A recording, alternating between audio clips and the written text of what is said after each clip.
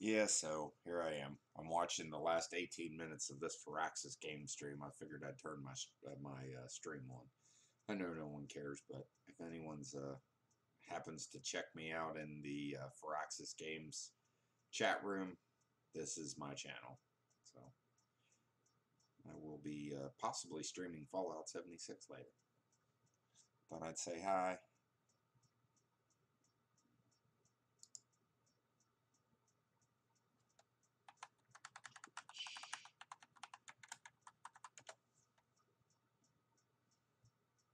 All right, I'll log off now.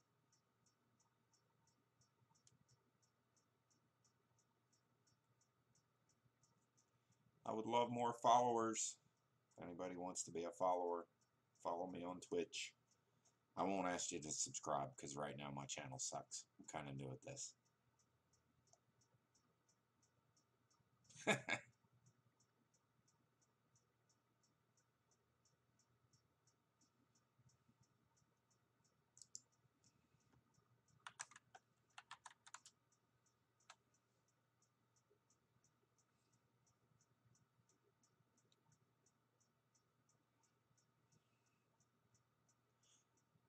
No, I don't have a green screen yet. You're looking at my living room. Stop looking at my living room.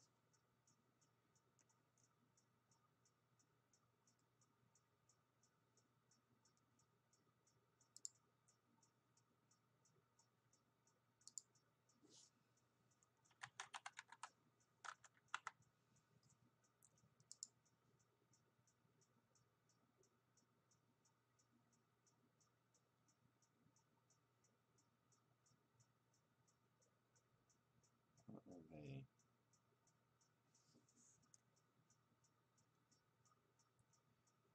No one's going to watch my channel right now.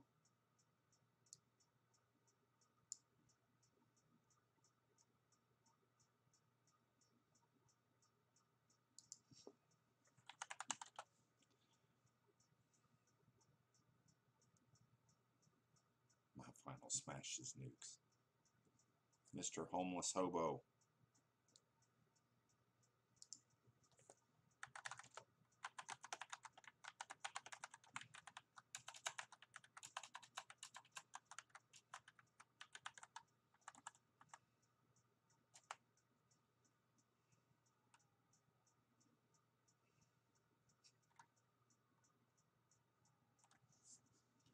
Dun, dun, dun, dun, dun, dun, dun, dun, dun, dun,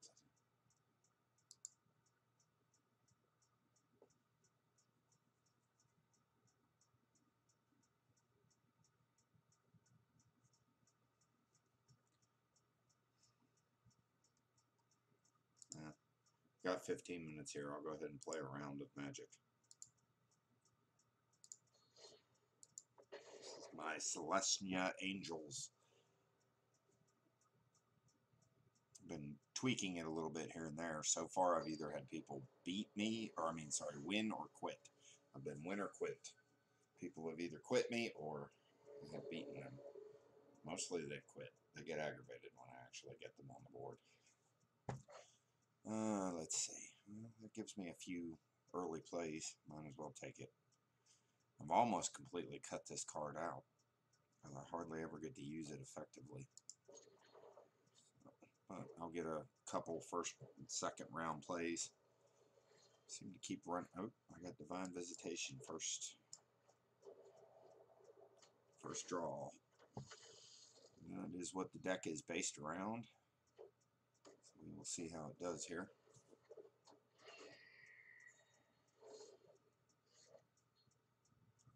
Okay.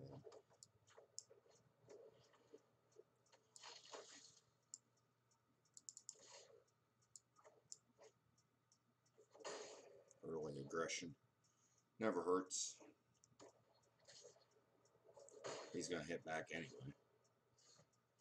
So I will get Divine Visitation on the board next turn. This turn I'm not really going to be able to cast anything, so I might as well put out my tap land.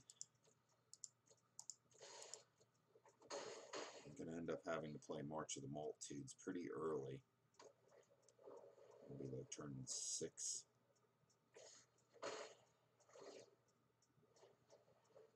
He's getting some draw action going.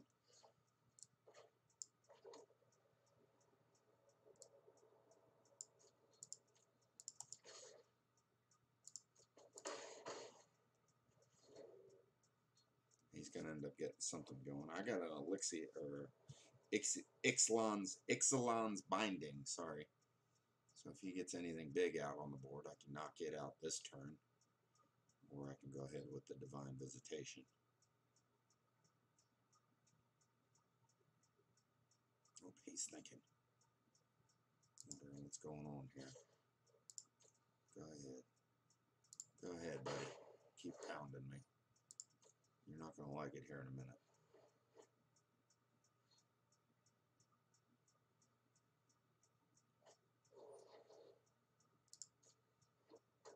I don't really see the benefit in 2 Dawn of Hopes, to be fair.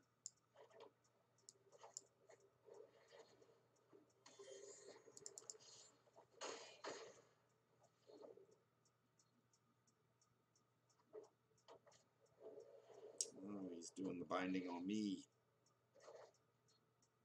It's alright, I got 4 of them in the deck. That does not by any stretch of the imagination prevent me from moving forward.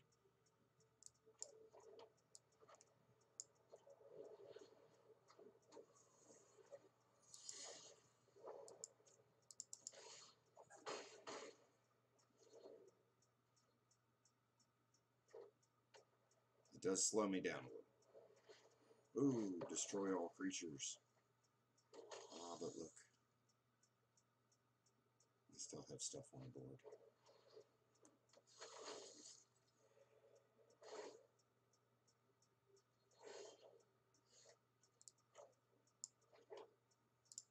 I'll have to go ahead and I'm going to let this March of the Multitudes build up a little. Yep, I get you. You got lots of card draw and life gain.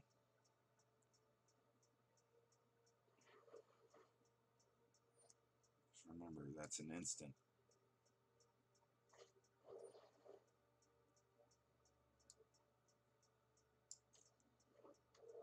It's built around the Pride Mate. Let's see if he attacks.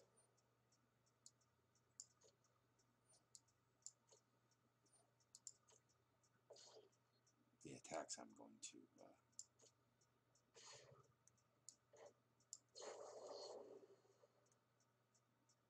1, 2, 3, 4, 5.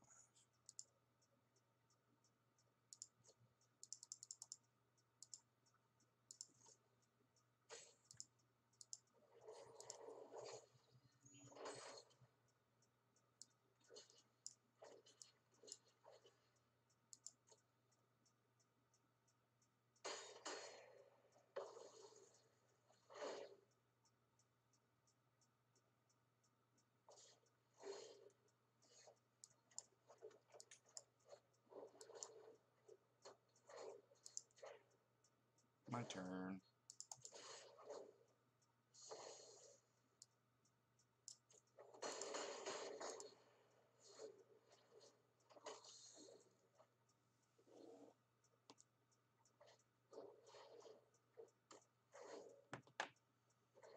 You bound your own binding. Oh, he bound my binding. Well, fair enough.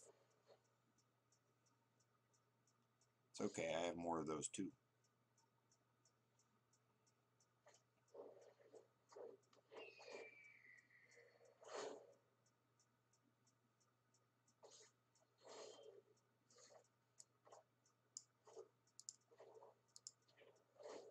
I can still overwhelm them with creature generation. But chances are he is going to win this. It ain't going to be easy for him. But I can create a blocker every turn for the Pride Mate. He's just going to keep getting bigger and bigger, but without trample, not all that helpful.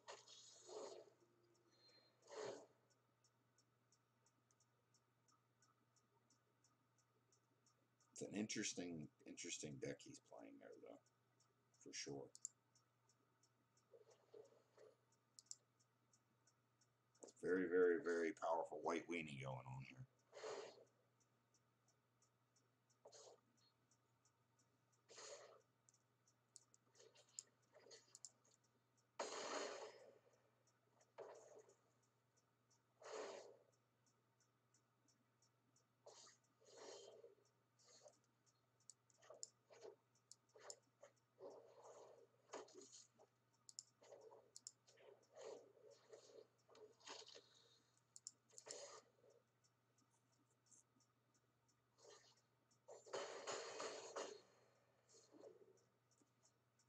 Weenie versus weenie battle.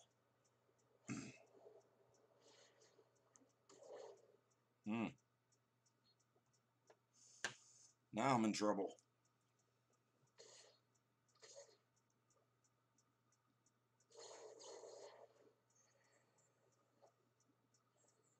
He might draw himself out if we can keep this going for a while.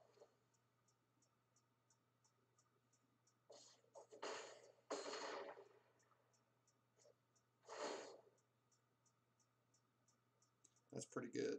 I have to give him credit on that.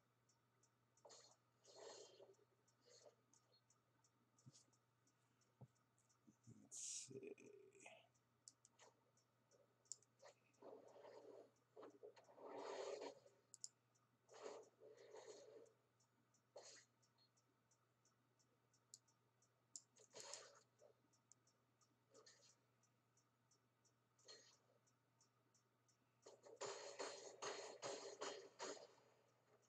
I'm going to be trading a whole lot of life.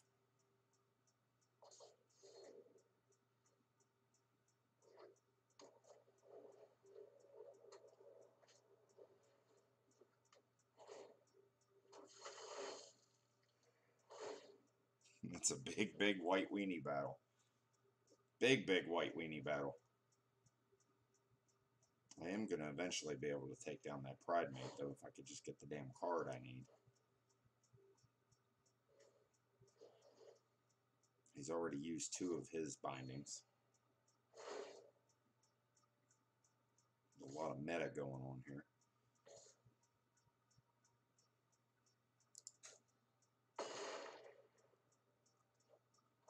It's going to be a ridiculously long game at the rate it's going unless I just give in.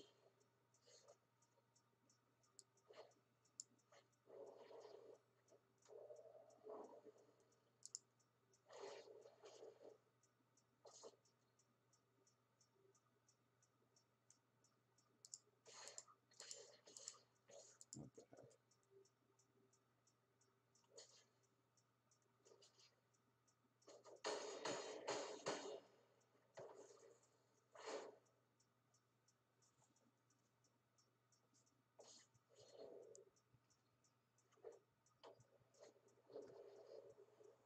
Oh dear Lord.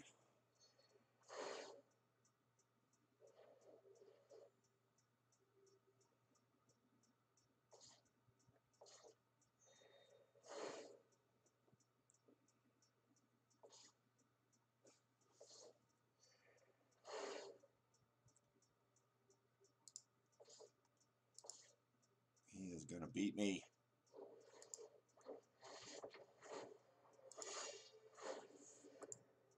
Ridiculous. This is absurd. Absurd life totals. Absurd life totals. Just draw like a damn card. You know you want to. Oh my God.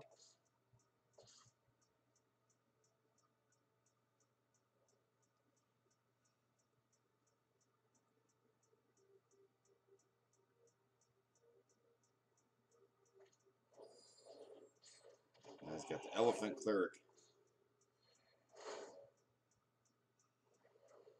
Alright, this is just boring me.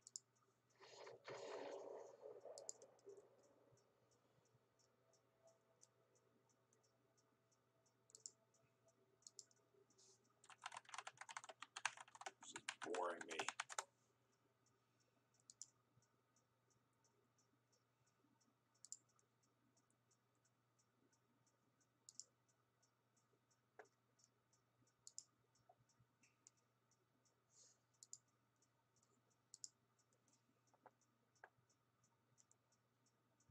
Three minutes to go.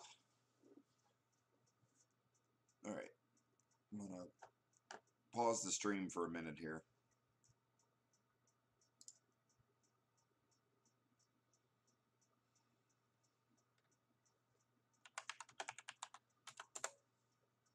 And I'll leave the stream running. What the heck?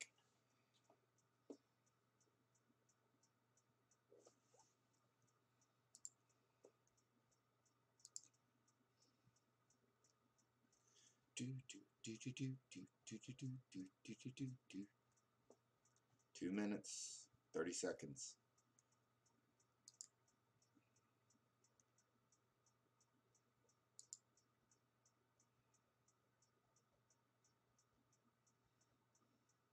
Let me get something to drink. I think I can pull it off in 2 minutes.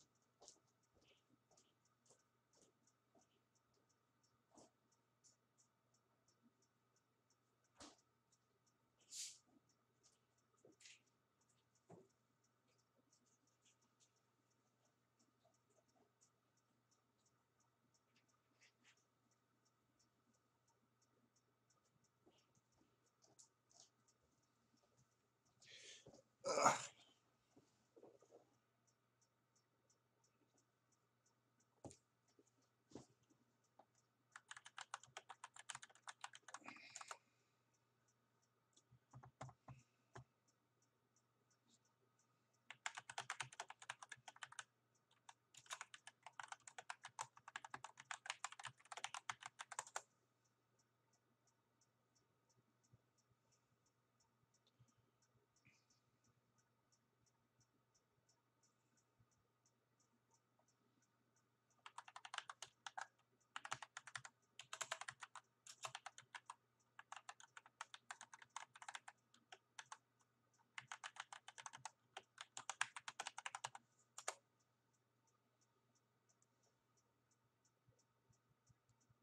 One minute.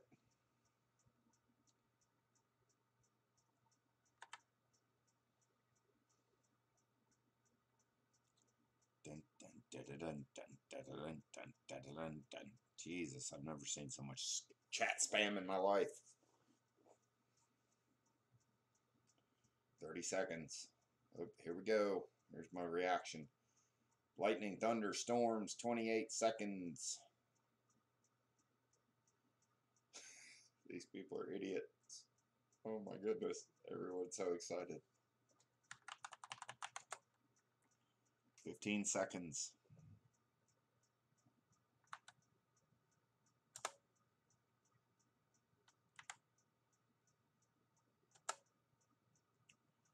Three, two, one, and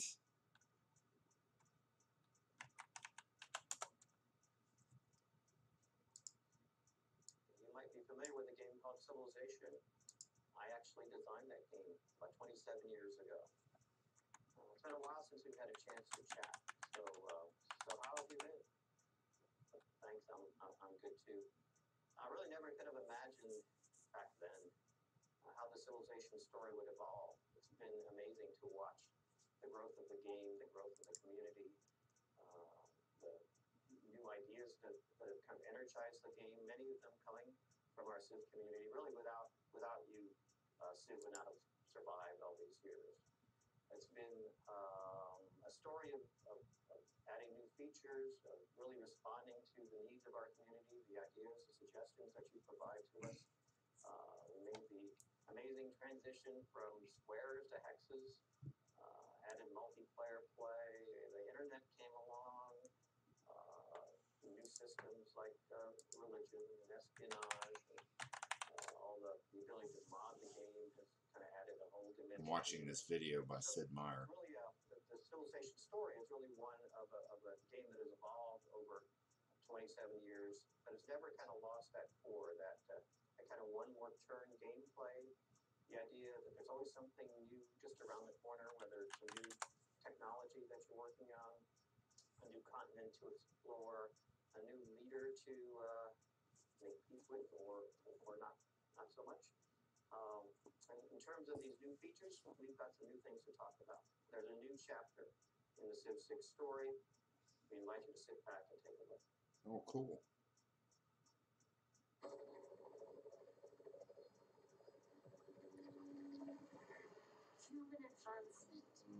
Neat. We get to see the opening bid. And this will be coming out in February. And there is global warming.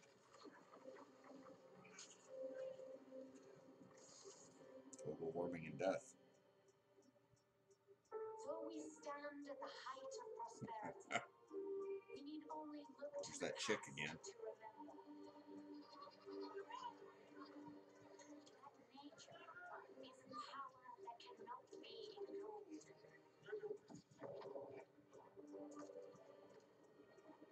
Uh-oh. Consuming even the mightiest empires. And causing the greatest among us to tremble in her fury.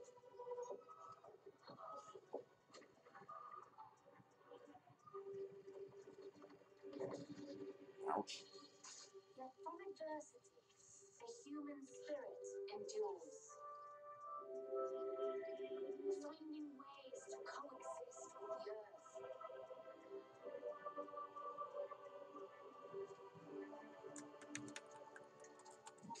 Bend it to our cause.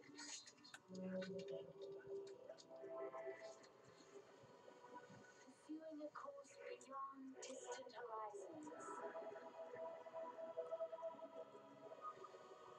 And revealing paths.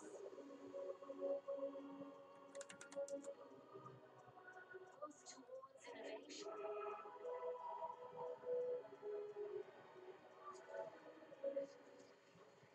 And unintended catastrophe.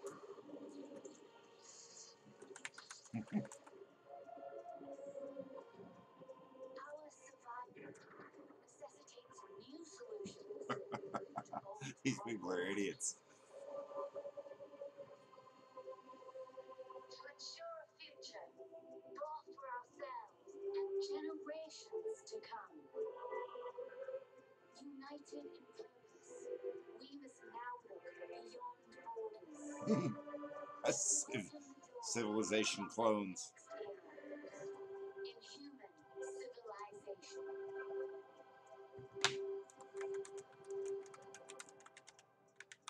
Oh my God, I'm gonna cry. That is awesome.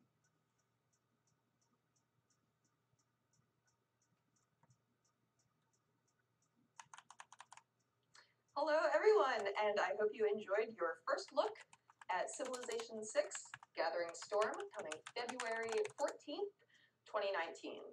So we like you guys so much, we wanted to make sure we went a little above and beyond, you know, chocolates and flowers and all that. So I am Sarah Darney, Marketing Manager at Firaxis Games, and I'm really excited because we want to show you guys a little bit more of the game today. We've got Ed Beach here, franchise lead designer for Civilization 6, and Dennis Shirk, the lead producer. So we're going to talk a little bit about the game first, and then we're actually going to show you guys some first look gameplay. So thank you guys for coming. Hey, it's a big day. Anytime we can get to the second expansion on a Civilization title, our fan community knows that that's when the game is chock full of brand new features and full to the brim with everything you expect throughout the entire game. And that's the point we're at right now. So we get to start sharing that. It's kind of going to be tricky for us to go through how much has been added in this expansion in the amount of time we have today. So we're going to sorry you guys are only listening to it. If anybody happens to be bothering to be on my stream right now, it's great to get that started. And this is literally I wonder if I can overflowing restream with new this. stuff. Even going through some of our press interviews over the past few days, we're always talking about something which automatically leads us into something else, and something else we forgot to talk about. Yes, It just goes on and I'm on. not good So enough there's to going to be do a lot this. of information upcoming, and it's super exciting. All right, so we started with the trailer, the opening cinematic for the game, which I always feel like Oh, kind of captures the theme. I want to mood of the game. restream it. So how do you guys feel like that did that? Like, is it capturing all of what's to come?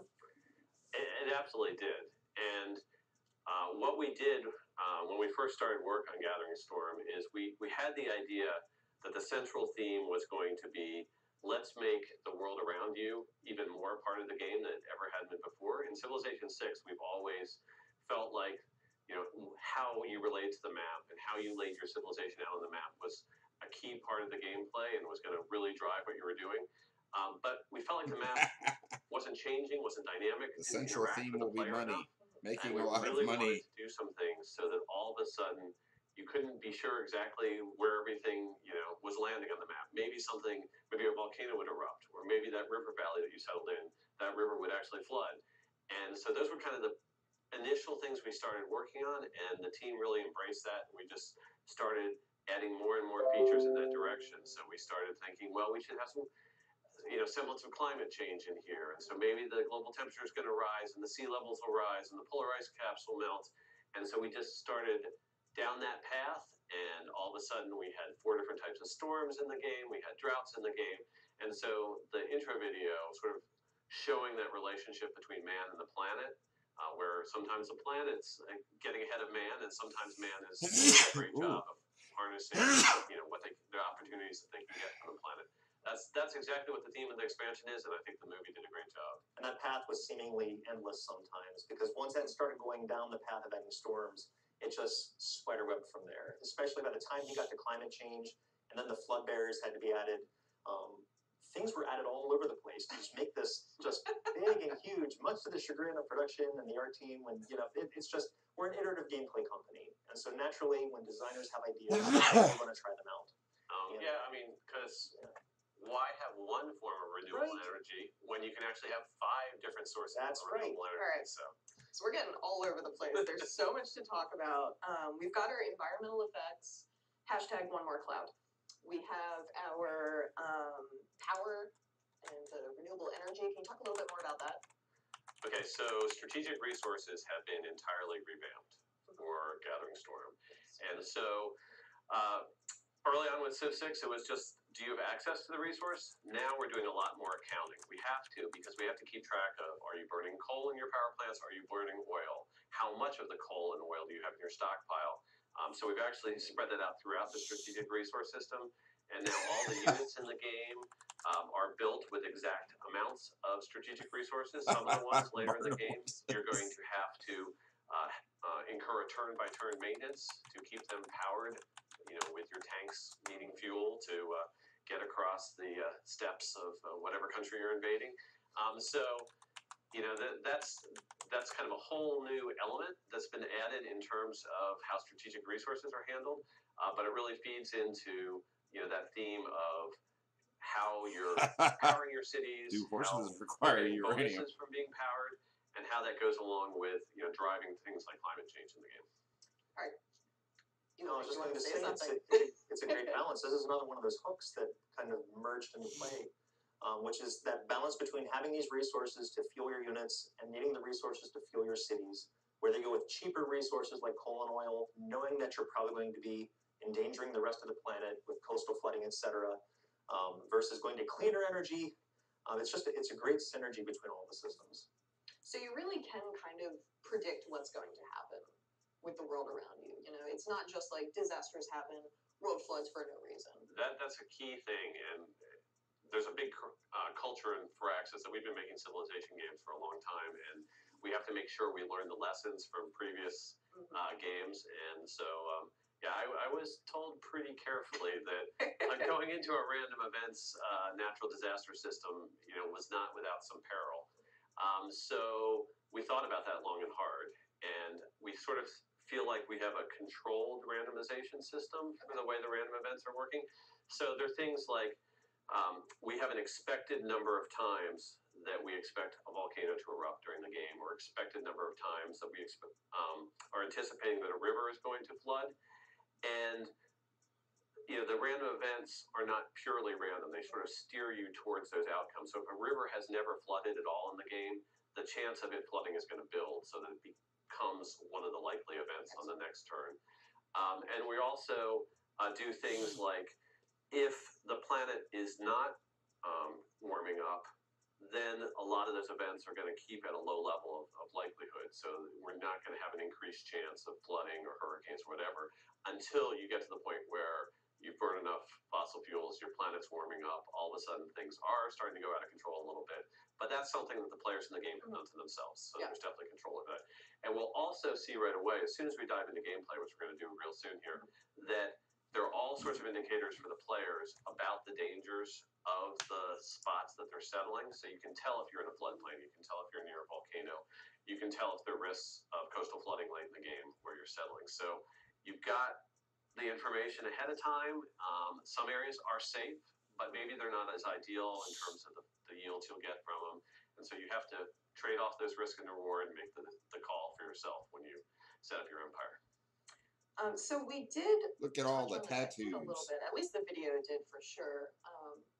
World Congress is coming back. Yes. Yes. Tell us a little bit about that.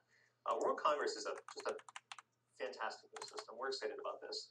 We wanted to revisit how World Congress functioned in Civilization 5 and come up with something new that fans will really be able to sink their teeth into.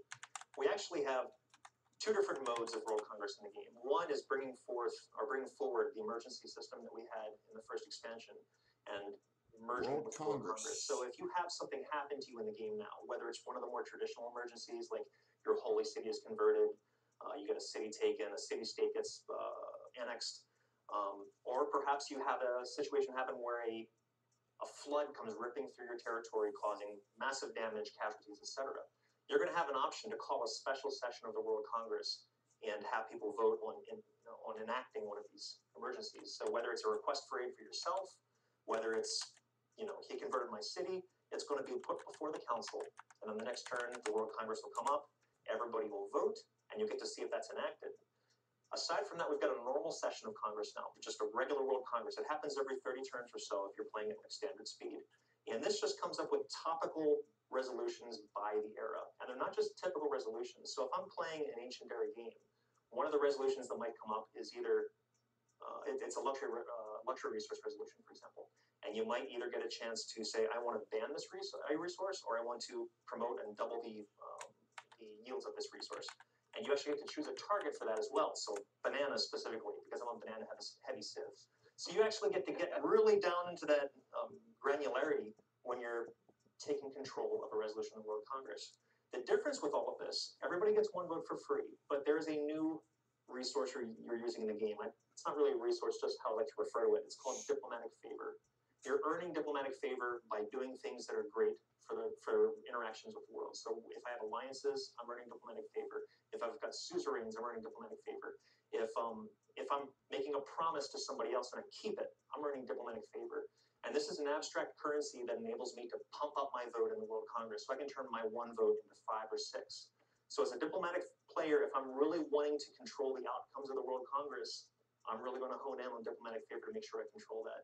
And of course, all of this eventually leads into a diplomatic victory that is new to this game too. New victory Right. time. At a certain point later in the game, those are going to start being inserted into World Congress. The ability to vote yourself diplomatic victory points. And that's where having that extra favor really comes into play, because it's not just voting for points. I'm either voting for giving somebody points or taking points away from somebody, and then I choose the target. So controlling that with all this extra favor is a very big deal. And of course, naturally, this wouldn't be World Congress if we didn't add things like I don't want to get into specifics, but like the World's Fair, World Games, climate accords, things like that. One of the new big ones like that is the disaster relief. So if Yeah. somebody does get hit with a disaster, you can actually earn diplomatic victory points just from being the person who really has helped bail them out of that Yeah. situation, or you'll at least be able to get a nice large chunk of diplomatic favor out of it. Yeah. Cool. Well, it sounds like we're really kind of like moving towards a future world. We've got this climate change, these rising sea levels, which is something that a lot of people are concerned about. But it's not necessarily happening completely right now. So tell me more about what we might see in this future. Sure, that was one of the first things that we realized when we were really engaging with this whole idea of climate change, is that this hasn't really played out in human history yet. It's something that's going to play out over the next 50 or 100 years. So it really makes sense to extend the timeline of the game further into the future from where we are right now. So we're like, well, that means we actually really need another era in the tech and civic trees. And so in this future era, what's that going to be? How's that going to work? So that's going to be one of the things that we talk about more, several weeks down the line. We'll give all the full details there. You should tease a little bit. Oh, It's yeah. really cool. Yeah, so there are great things there in terms of how pretty much all the victories have had a significant look at them. So the domination victory, the science victory, and the culture victory, we said, what would be really cool to add in this sort of near future, era that might extend out to maybe 2050 or so. And so there are tools there that are going to help you curb climate change. There are also Sharks tools and there that are lasers. going to give you that final push towards any of those 3 victory types. All right. I think this might be a good time for us to jump into the game, play a little bit of this.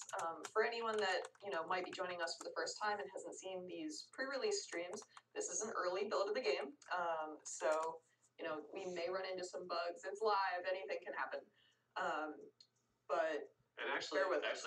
in terms of that, one thing that we really can't control is the random event system. It's true. So Hopefully we yeah, get we were one. like, well, it'd be great if we could make sure that 5 minutes into the live stream a volcano erupted or something like that. But that's actually not the way it works. I mean, it's controlled by the random number generator in the game, and we don't want that system to be too predictable. So Right. like I said, there is some controlled randomness there, so it steers you towards eventually everything's gonna have something happen, but in the next half hour here, we can't be sure what's going to come up. Right. So I'm crossing my fingers that Yes, you we have some exciting can. things You to lied. show everybody. You taped it. So we've got a turn 1 save that we're going to jump into right now. We are playing as Victoria what was her of name? England. We're not talking about any of the new leaders just yet. But why Victoria? I know we picked her for a reason. Okay, so 2 reasons. One is for the really detail-oriented fans out there, they will notice that this is a different red color for the England Civ than what we had. We had a very dark, sort of blood red color that we were using for them to try to differentiate them from some of the other Civs in the game that had a red and white color scheme. But we have totally changed the way we do Civ colors now. We have what we call a jersey system, so that every Civ in the game has 4 different primary and secondary colors that they can switch between. And so we are now setting things up so every Civ can sort of have the true colors that maybe right from their flag or right from their coat of arms or whatever. And so that now we've sort of made England into a true, oh, that's a great result. Kind of relic out of the first Goody Hut. The England color has been tweaked, and what happens if you have another red and white Civ in the game, it will just automatically flip to one of the alternate jerseys. So that's a great new feature, and we've been able to do things. I think we might stumble into Australia in this game, Okay. or I know that they're in this game. I'm not sure whether we're going to meet them in the gameplay we have now, and people will see that Australia has been switched to a more traditional color scheme for them I think finally. there's a lot of people that are Yeah, very happy so about they that. were a little too close to Brazil before. Both those countries This is really like Hot the green and Springs. yellow, but we now have Australia where it should be. You can see where this is going down a pipe when it's saying Brazil was too close to this one, and this one was too close to that one. There's a lot of Civs in the game. Right, but Yeah. this enabled us to do a lot of things with it, including putting in colorblind modes in the game now, because we've been able to uniformly put a new system in for this. And this is just one of course, this doesn't necessarily have anything to do specifically with Gathering Storm, but as everybody knows who's been with us for a while, whenever we release an expansion, there's always all kinds of updates that trickle out to the rest of the And games. once you hit 40 Civs in the game or so, you're running into problems. Yeah. This kind of thing.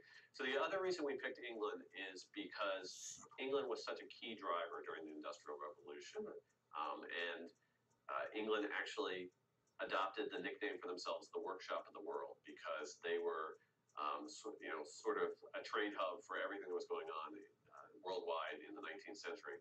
So we have removed the old British Museum civilization trait from England, and we have gone ahead and given them a new Workshop of the World one. Ooh. So Alright. here is the screen.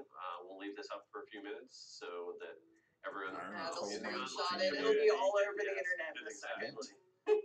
Dissect this, but you'll also the hardcore fans will notice that there are changes embedded also within Victoria's Pax Britannica ability. So England was got one of the more significant refreshes. We actually have 4 or 5 Civs that we great. thought, hey, these guys need to have a tie-in to some of these new features with Gathering Storm. So they're not the only ones that got an update, but we wanted to showcase what we had done for England here. And of course, I imagine some of our upcoming Civs are going to tie into our new features. Yeah, some of the Quite brand new close. ones. Okay, will also, great. Of course. So if you wouldn't mind, never mind. There we go. Oh, wow. Natural disaster. Perfect. On cue. Carl, So you did it. Oh, the wow. Thames River here has flooded, and we can see the Thames River is labeled. And how did that river even get that name? We've never had named rivers in Civilization 6 game before. So we have a brand new system where we have a database of actual geographical key rivers of the world, as well as key volcanoes of the world, key mountain ranges of the world, deserts, and what have you. And as civs move around the map and discover things, they're going to get the ability to name that geographical feature Oh, that's the way they like to really name it. So Yeah. obviously that river where we started was kind of the first river that we discovered, and that's going to most likely be the Thames in most of our games. So that's fun. Now if you have a river flooding event and you get a notification about that, it'll name what river it is, so okay, I know where the Thames is. I've been playing all game right Right. next to it, that kind of thing. So Ed, why would somebody settle beside a river that might flood? That's an interesting question, Dennis. Okay, so there are a bunch of things that are different about the way rivers work right now.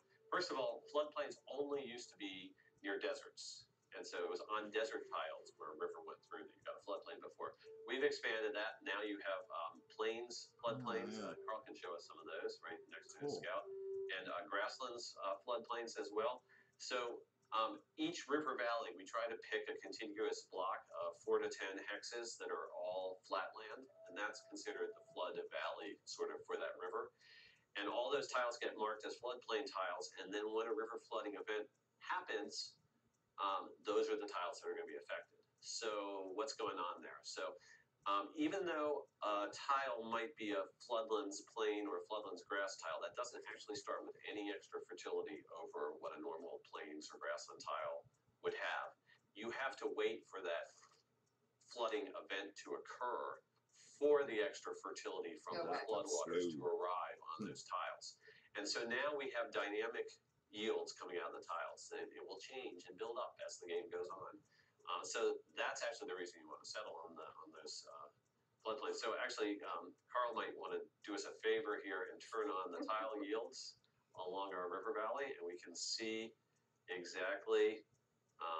So for instance, the tile to the southwest of the copper tile has picked up an extra food, and then looks like we've gotten some extra production on the one to the northwest of that. So that's an example. You pick up a couple spots of fertility. We can actually open up our climate screen, which gives us sort of Oh, wow. detailed information about what's going on with all the new weather and climate systems. There's an event history tab there that allow us to review the floods. And so we can see that the one A major flood that flood. we've seen was a major flood at the Thames River. It's on the Lemuria continent, which is where we're starting out here. And because we hadn't built anything yet, nothing was damaged, but there's an indicator there that 3 of the tiles picked up fertility, which is like the food and the production that we saw there. I'll just add, this is a great example of what this whole environmental game, the environmental effects game that I added, really contributes to the title. Because you're not just playing against other players anymore. You're not just playing against other leaders. It's this whole dynamic, living, breathing world that you get to make decisions about. Like when Carl put down his first city, he knows he's putting it beside floodplains, but he's doing it on purpose. He's not. He sees that wide open array, and all he sees is potential. Because in history, that yielded potential. Those are the best places for agriculture. There is risk there. You might have to accept that eventually you might get flooded out. So later on, you might want to start researching some possibilities to mitigate some of that risk. And one thing we should point out that we've got a great example of right now is we're starting near some volcanic spots. You can see that there is a dormant volcano 2 tiles to the east of London. And actually volcanoes can be labeled, so we can show our new labeling system where you can turn those on and off. Oh, that might be a bug. For some reason, we're not getting the volcano labels right now. So the other Might be a key bug. thing is the way map generation has been updated. So we have gone through, and we've always had continents Right. as a construct, something that happens within the Civ 6 world, and it might be It's that you have a big Hey, land mass chill. that's actually divided up into multiple smaller continents within it. And it used to be that those kind of were divided up the way you would think they would be geographically, but we didn't really have all the plate tectonic type of Right. activity set up quite right where you would expect all your mountain ranges to be where those continental plates have collided.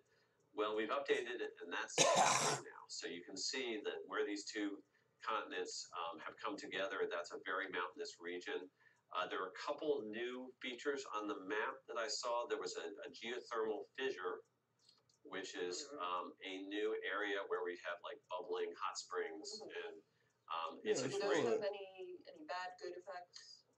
There's a science yield from them right out of the gate, Nice. and the hot water that's provided by those will mean that your aqueduct district or your Roman bath district is actually enhanced in terms of the amenities it provides. I've been to the Blue Lagoon. I know. There you go. It's also a great place for late game, one of those, the renewable energy sources. So you can actually build a geothermal power plant on that tile, and that's a great way to power your city late in the game. Have we talked much yet about the different kinds of power and fuel resources? What Well, kind of like how that changes throughout the game? one thing people might have noticed is one of the abilities that England picked up. We try to make sure that all of our civs have abilities that span as much of the game as we can. Now, England historically really started to shine later in world history, sort of, from the Renaissance on. But we wanted to give them a bonus that made sense also early in the game. So iron and coal resource deposits, England actually gets to have an extra output from those. They get an extra point of iron or coal every turn of the game. So a great strategy here is when you're starting a game as England is look for those iron deposits, and you actually can produce swordsmen faster than anyone else can, because each iron deposit on the map is normally producing 2 a turn. You're basically getting 50% more iron out of those, and that's a great boost to have. That's really cool. But then, in terms of where this goes, you'll see. I'm not sure if we'll get to swordsmen in the gameplay here. That's probably a little bit too far. But there is an upfront cost for them, and swordsmen only have an upfront cost. You don't have to. Once you've built their sword, they're good to go. Yeah. But it's some of the later game units where we feel like to fuel your tanks, you need to have oil per turn, and so there may be both upfront costs and per turn costs for some of the later game units. So we're in a very deserty region over there with that. What was it? A scout? Yeah. I've noticed that when I'm playing, certain events, certain climate events, happen in certain regions of the game. How does that work? Okay, so that's one of the things that we found with while developing everything was that we wanted to start with the flooding and the volcanoes because those were sort of very built into the terrain, and it was events that were happening based on dangerous areas that you have chosen to settle.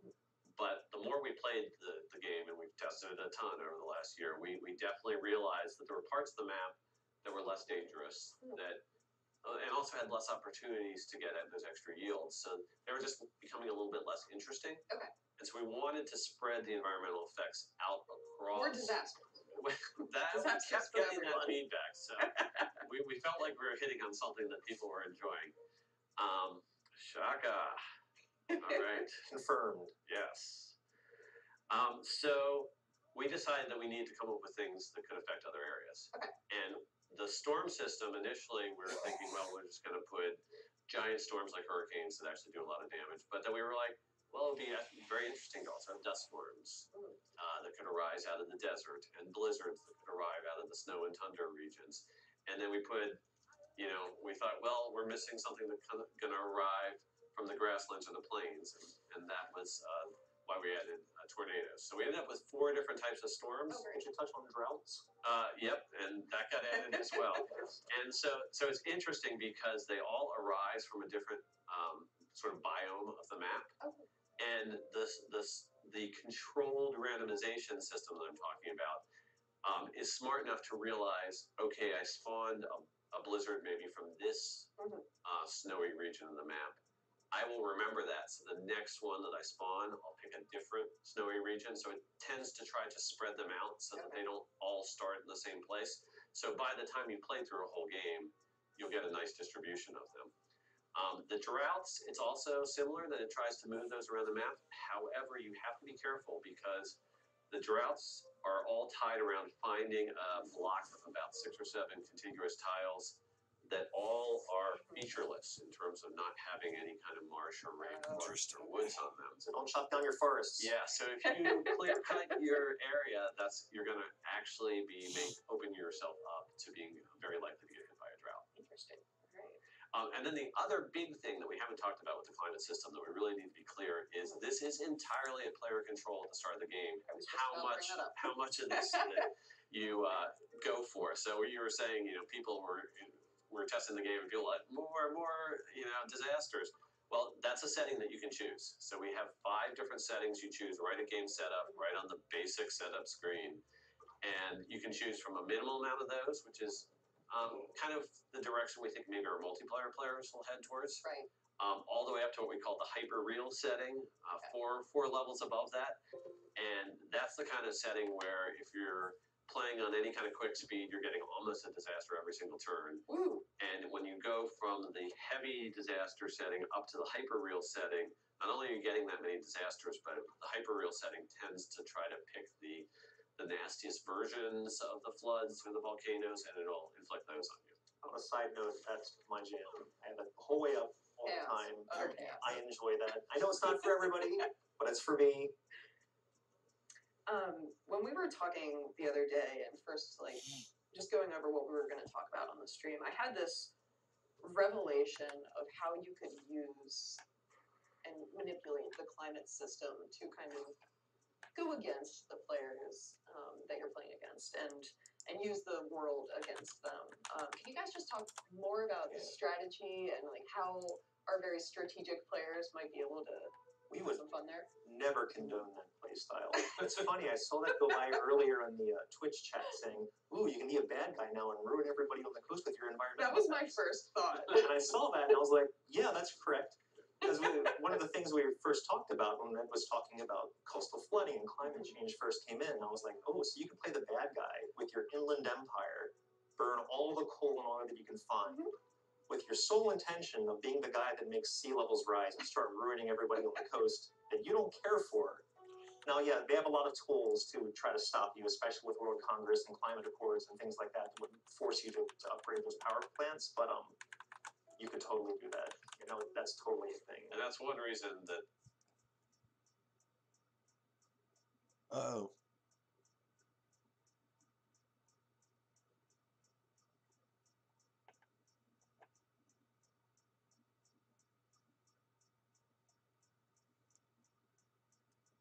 Is that just me, or?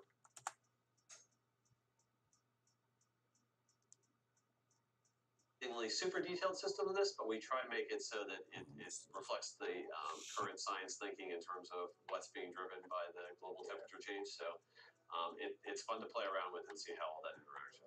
One of Carl's coworkers back in our fantastic QA department, his name's Albert. I was watching on our internal QA chat channel his slow demise as his coastal nation slowly sunk into the sea. He kept posting screenshots to the channel going, oh man, it's hitting me hard, and until it was like the Greek Isles. He only had these little points sticking out there with his cities on it. His districts were underwater. It was the saddest thing I've ever witnessed, but it was a great example of the system when you ignore the system entirely, ignore climate change entirely, and watch everything on the coast just start to sink, and the sea ice is all fading away. New passages open up, but your city's underwater. It's a great bit of storytelling that's added to the game that's not just dictated by the other players. Oh, we've got our second city now. Can we zoom in on that real quick? And I should take a second to introduce Carl, who is playing for us over here. He is our lead QA tester for the game, and he is a Civ guru and actually taught me a ton about playing when I first started here at Firaxis. And he's also defeated me in some of the live stream multiplayer games. So Carl plays this as a full-time job every day, and then he goes home and he's like, what do I want to do? I'm going to play Civ 6. And he goes home and he plays it for enjoyment when he gets home too. So yeah, we no longer have any kind of challenge streams where we're like, ooh, we should have Ed play somebody from QA because Ed will lose. Yeah. And that's never a good idea. Outback Tycoon. Outback Tycoon. But otherwise, that's where we'll hang our head.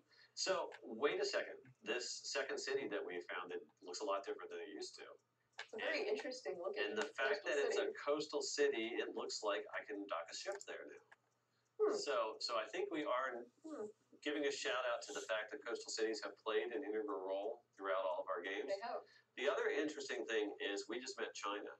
As after the Zulu, we met China, and the civs that have been put into this game as the ones that we're going to bump into have actually been carefully selected as some of the civs that have gotten bonuses related to new systems that were added for Gathering Storm. So China has received an update, and it is somehow related to that graphic that we were looking at in the city. Ooh. So we'll leave it at that. All right, excellent. So, what is the feature that you were most excited, not about like coming up with or designing or anything, but what's like the most fun for you to play? I actually love some of the new Civs, and so I know we're not Okay. talking about those today. So I'll have to control my excitement. I also love some of the things that we're doing for the new victories. Ooh. So I'm really excited that we're going to get to go there. But in terms of things that we can show off here, I'm just a huge geography nerd. I'll absolutely own that. And so the fact that we now are naming things on the map, Yeah. the labeling is there, so you can turn on and off labels and decide whatever you want to do in terms of making your world look like it's a map, making your world look like it's a Civ world. That's all possible now. I actually love the game of starting out in the first 10 or 20 turns of exploration, and I run across a geographical feature that my explorer didn't name. That the name was already there, Ooh. and I'm trying to decipher based on my reasonably good but not excellent knowledge of world geography. Does that give me a hint as to what Civ I'm about to bump into or not? So we feel like players, as they play with Gathering Storm, are going to get really, really good for their bar trivia leagues, and if you're playing that kind of thing and you love geography trivia games or whatever like that, Gathering Storm is definitely going to help you. We also know that the mod community is going to go nuts with this because we have a database of like several hundred world rivers, and so we might have 2 or 3, maybe 4 for some of our civilizations. But if they want to go nuts with populating that with all possible major rivers for each of the civilizations, they can definitely do that as well. I've got 2 favorite features. One of them is normal, one of them is a bit warped. The one that I think is relatively normal is just something that I missed from before. When somebody slights me, because I'm not typically a domination player, when I get slighted, my religious city gets taken over, etc. I love special sessions of Congress because it gives me knob to turn to try to get revenge, but in a slightly different way. And the revenge in this case is delivered by the whole community. So if an emergency actually gets passed and I put it through, We've got another river flood Yeah. there. Wow. and I spend enough favor, the hammer's just going to drop on him by everybody in the game. That's cool. I really like that. Let's go to that river flood real quick, Carl, because you can see that the city itself took damage. Oh yeah. So we Yeah. should talk Wow. about all the different types of damage that you And can his take. scout did too. Yeah. So when a river floods, a volcano goes off, a storm goes through. Yes, there's the possibility of gaining fertility, like we were talking about before. But your improvements could be either pillaged or destroyed. Your districts can have any of the buildings in those pillaged, including the whole district being pillaged from this events. Your walls can take damage. Your city, Wow. your city garrison can take damage, like we saw right here. Civilian units can be wiped out entirely. We don't usually track hit points for civilian units, so if we decide to take damage there, they get wiped out entirely. Or a unit like the scout here can take, points of damage, and typically they're not going to be killed. A military won't be killed unless it's already damaged. But if Right. you're moving one of your already heavily damaged units through a natural disaster, they can be taken out. So we can go to the climate log again, and we can see that for events where there are damaged in the event history, or actually, right there on the front screen, we can see 2 tiles were damaged and 1 unit was killed. Which leads me The into my little second indicators at the bottom of favorite that bubble.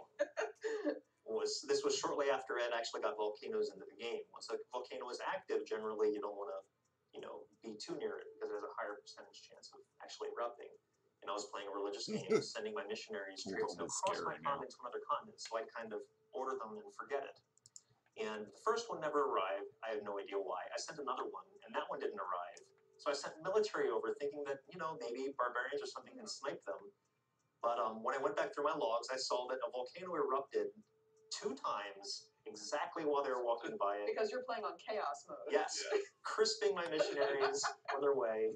And so I decided to go a slightly different route to the other continent instead of through this nice mountain pass that I was going through. But I thought that was brilliant and awesome. In a bad way, of course, because I'm losing guys. But I still thought it just added yet more story elements to the game I was playing. That is one of my favorite things, especially about when we added the timeline in Rise and Fall is just seeing the story of the game unfold. And I feel like this adds a really incredibly cool aspect that just we haven't touched on before. Right. That's kind of the really nice opportunity we have with Civilization 6 is we had so many. Well, we got a third flood. Just moderate. Yeah. Drowning. Because we had so many of the sort of core features in our base game, and then once we added Rise and Fall, we were really starting to flesh everything out. We knew we wanted to add the World Congress as sort of the final piece of sort of the expected pieces, but we knew with this expansion that we could go in a brand new direction. I mean, Sid talked about in his video about how it's a new chapter for the series, and I really do feel that way because the game world just feels different right now. It feels more like it's a player in the world it's partially an opponent or partially a friendly assistant that can help you in your way. So it just makes the whole world feel more alive, and I think it's a really interesting way for us to take in the series. Yeah, I feel like that's something that the opening cinematic captured really well too. That two sides to the coin feeling there. I know we've got a couple new people that have shown up in chat who look a little bit scared of all the flooding and people dying and the amount of power that the world now has. So I do want to remind for the new people that are here that this isn't just random. There are good things that happen when you have flooding. We get the fertility. That actually happens with most of the disasters. Yeah. Whether it's a storm that comes through like a hurricane, a volcano erupting, everybody knows that. Not everybody knows. We do now. Everybody in our building now knows because of Ed that volcanic soil is actually some of the most fertile soil in the world. So even when a volcano erupts, if you take damage, it is short-lived damage. You're going to rebuild, you're going to repair, and those things will now be even stronger and yield more results. So it's part of your strategic thinking, where you place your cities, what you build next to these risky locations. You want them to be simple enough that you can repair them. Like if you're building improvements next to them, that's much easier. You walk a builder over, you just do the typical repair that you would normally do, and now it's stronger. However, if you decide to make an evil layer of a scientific district between 3 different volcanoes, you're going to be doing a lot of repairing, but it's still an awesome place for a campus. Yeah. So it's a trade-off, and it's a whole level of thinking now when you're playing versus the environment, because you want to put cities down, obviously, in strong places, but you have to take some of these other things into account, and that's just amazing. Well, I thought it was fascinating when I started looking into all this that we obviously took a lot of inspiration from what happened at Pompeii as one of our best historical examples of what we want this system to feel like. And the more I started looking at it, I was like, there are still hundreds and hundreds of thousands of people that live within 10 miles of that volcano, and that volcano is still active. But it is fertile breadbasket region Rest in for peace, Italy. Pompeii. That they can't not settle that area and farm that area because the risk of disaster just doesn't happen that often. So they might as well enjoy those hundreds of years where they're safe and everything's good. And we actually had an interview with an Italian journalist yesterday, and we were describing all this to him. He's like, yes, those people are crazy, but yet they still live under the shadow of historically famous volcanoes. Yeah, absolutely. So how does all this play into some of the things that we added in Rise and Fall? Are there some interesting synergy there? Okay, so we can open up the historic timeline, and Carl can show us that the very first thing he did in the game was settling the city of London. That was a brand new historic event because the citizens of London adjust to their new home and keep a wary eye on the nearby river. So that is your interaction with the planet, what you're doing with these volcanoes and the floodplains. That's noticed by the historic moment systems. So that is absolutely something that players will get rewarded for taking some of those risks. And so we've updated the game with quite a few new historic moments, the new bringing power online, empowering your cities, all those kind of things, some of the late game things that we've added. Those are all reflected in the historic moment system. Now, Carl briefly opened the governor screen, and we can go back to that. And people are going to love looking at this once we open up. Why don't we pick 1 or 2 of these governors? You can certainly, players who know this well will see that some of the bonuses have moved around between the governors. And so let's go ahead and take the 2 that Carl has have some brand new promotions for them. And, this is something we'll get into more with us on the other live streams, but for Right. now we'll just let people know that this is one of the areas of Rise and Fall that we knew we had to rework it for a couple reasons. The strategic resource system being different was one of those. And so we went ahead and we did that. But we said at this point in time, we're moving enough things around. Let's look at all the governors. Let's rebalance them. Let's try to make all of them really appealing to players depending on what you're doing in the game. Right. All right, back to gameplay.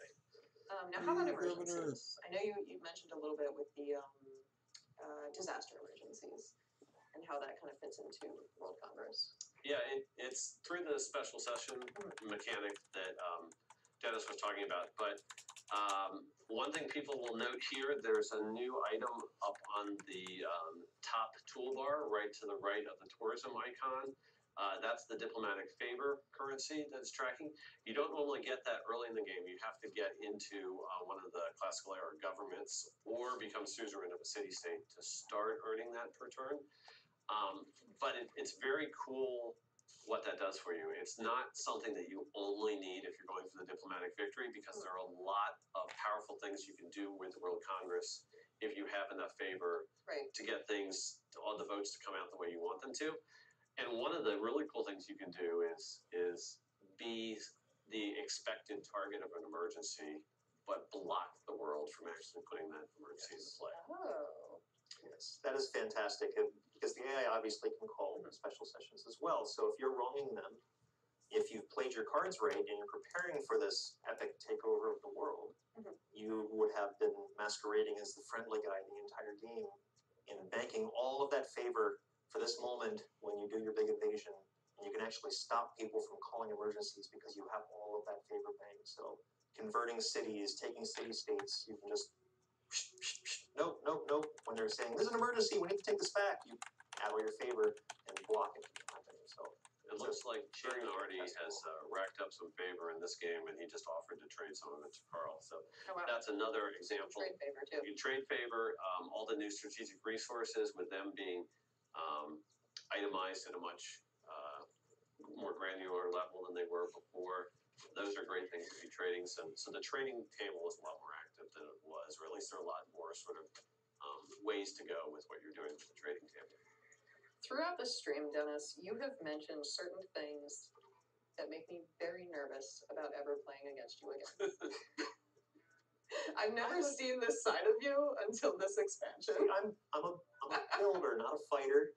See, I had play on words there. I like to build the big empire. I like to get along with everybody. And yeah, whenever I'd play, unnamed games in the past, I would always be the paladin. I'm one of those people that plays the good guy. So if emergencies are called for somebody who slights somebody else, I'm probably going to help take that back. The environmental disasters enable me to get a little bit of that pressure release out in terms of adding some chaos to my game, but still being the good guy, because it's the environment, and I can actually game that system and watch how things happen, and how I can improve the yields that I might already be getting in my cities, to make my cities better by managing more that. text. And Carl, go ahead and bring that Ooh, I did see more government screen up again, but don't scroll it anywhere. Aw. You can see that off to the right of communism, fascism, democracy, we There's have more a third stuff. tier of government that we're sort of teasing there nicely. Big T's. So those are brand new governments that unlock in the new. The new era. Yeah, actually, I think they unlock just before the new era, or it's right on the cusp there of that new era. Take a nap. So that you get a chance to actually really embrace take a new nap or do ways longer. of setting up societies and governing people late in the game. So you guys got to play a little bit with like potential future fiction there. That's something that we don't. Right, typically... and one thing we have talked about, I can reveal this much about the future era, is that part of the tech tree is something where we didn't actually have any historical information about how these things are going to unlock over the next 50 years. Right. We don't know which thing sort of is really a prerequisite for getting to that next big, exciting innovation. So we decided that the actual great way, this is something that Anton came up with that was just, I thought, brilliant, was he went ahead and said, what if we make that part of the technology in Civic Stream randomized? And let's not lay out everything exactly the same way every time. And so you know that there are nodes out there. You know that they will give you things that are important to winning your game, but you don't know exactly which ones are where, and you actually sort of have to explore into that part of the tree by getting up and researching things that are just directly adjacent to the unknown ones. And then all of a sudden that part of the tree becomes known to you, and then you can figure out where to go. So it's very cool and very fun. Oh, it's because we can't predict the future. So It's true. I like that. That's a really, really interesting mechanic.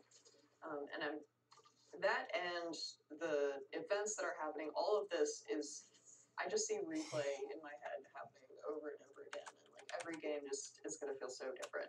And I'm very excited. Plus, anytime you get to this sort of critical mass where you have 40 different civilizations in the game, That's true too. and they all have different agendas. We actually haven't talked a lot about the diplomacy changes that are coming. We'll talk about that more in some of the streams, but kind of some of the two big highlights are we definitely took a hard look at the warmongering system, and there's some brand new things there. And then we looked at the agenda system as well, and we thought that given how long the game now spans in terms of how many areas you go through, that'd be interesting to do something with agendas late in the game. So we have something cooked up there as well. Interesting. Carl, we have multiple people in the Twitch stream which are very concerned that your worker is still asleep and you haven't improved the wheat. We also finally got our label on our volcano. Yes. Maybe it was because we were in the lens view, but now you can see we can zoom in on our volcano, which is still sadly dormant. I would have liked that guy to perk up and do something for us, but such is life with a random event system. That sometimes that's kind of a fun trade-off. You go to a new settlement location and you see the volcano's dormant and you say, well, okay, I'll just start building everything next to it, and then all of a sudden the volcano wakes up and you're like, oh well, maybe that campus isn't so safe anymore, that holy site that has a great adjacency bonus, but maybe it's not a great place to have it anymore.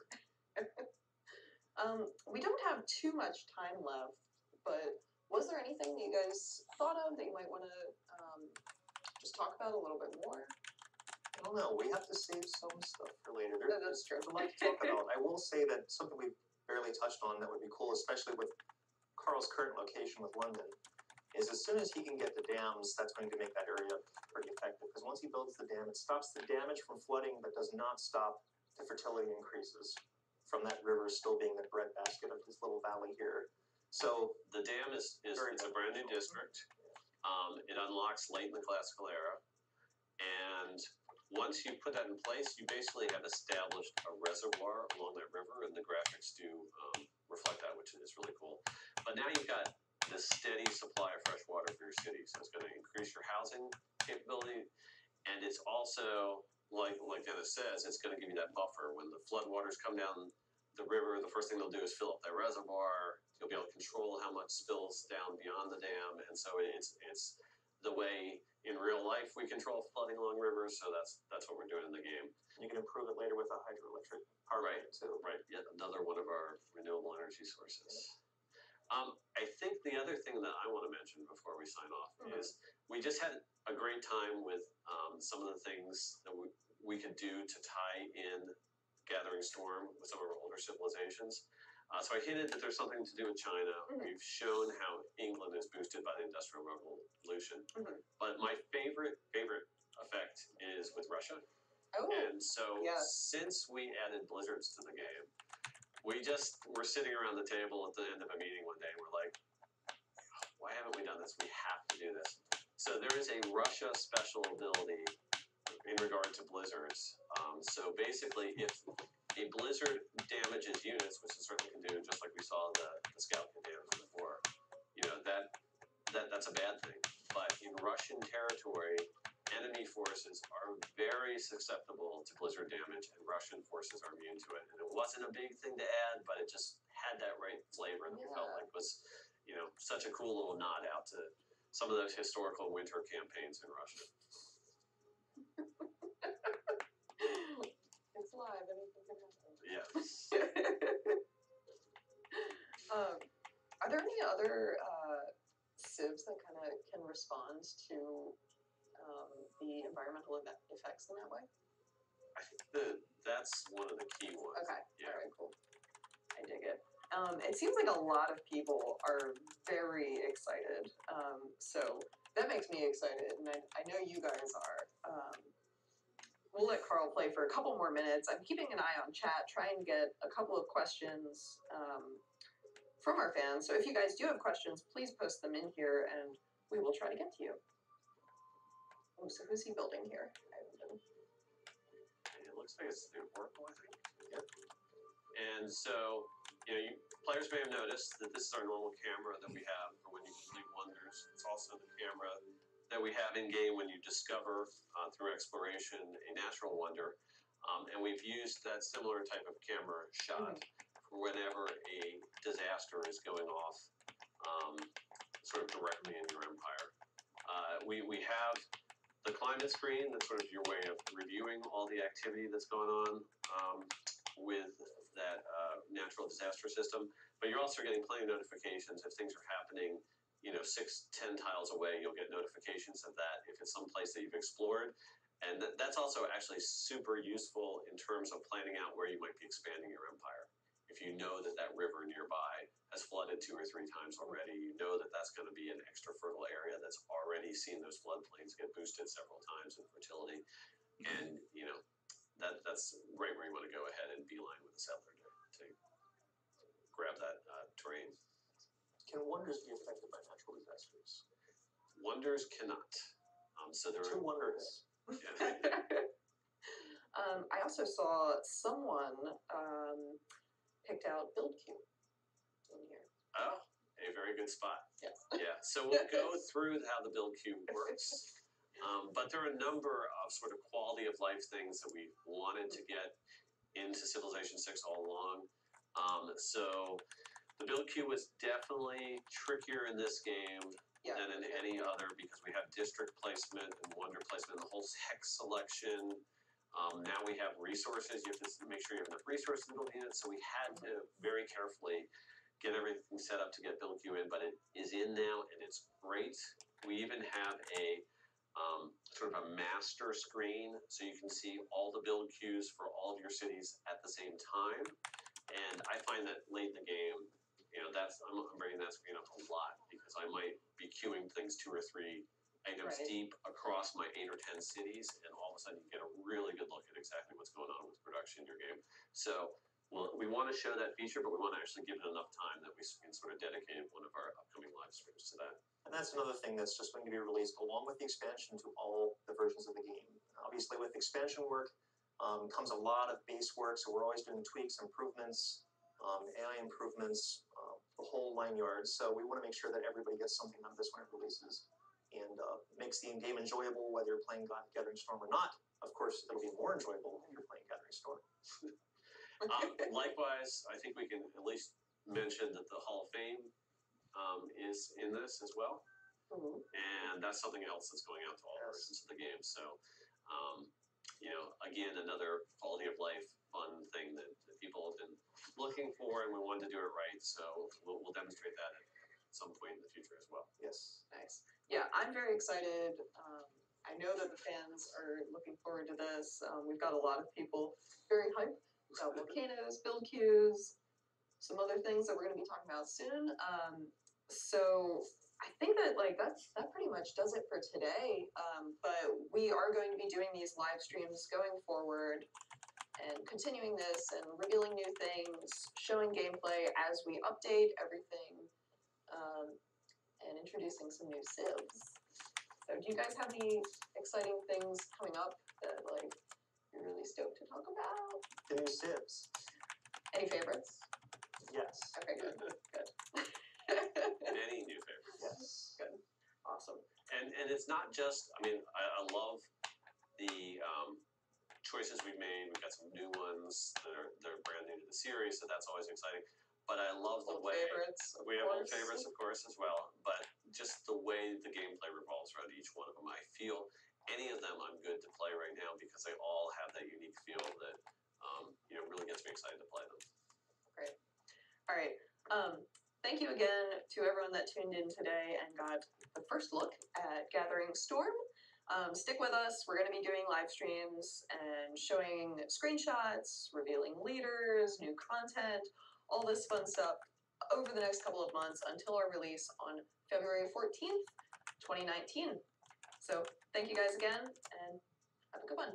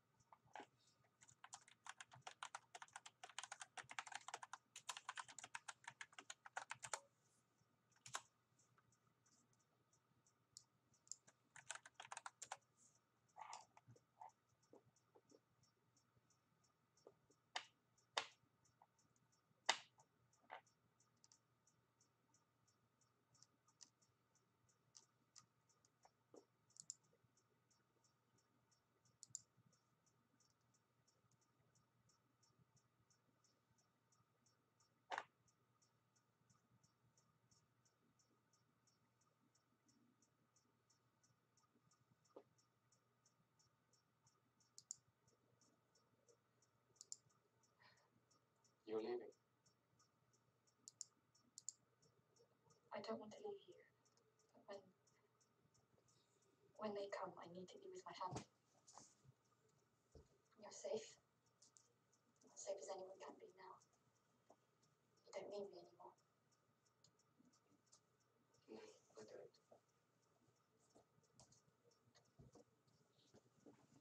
That's all you've got to say. Thank you Thank you. for helping me. My brother died for you. Hodor and Summer died for you.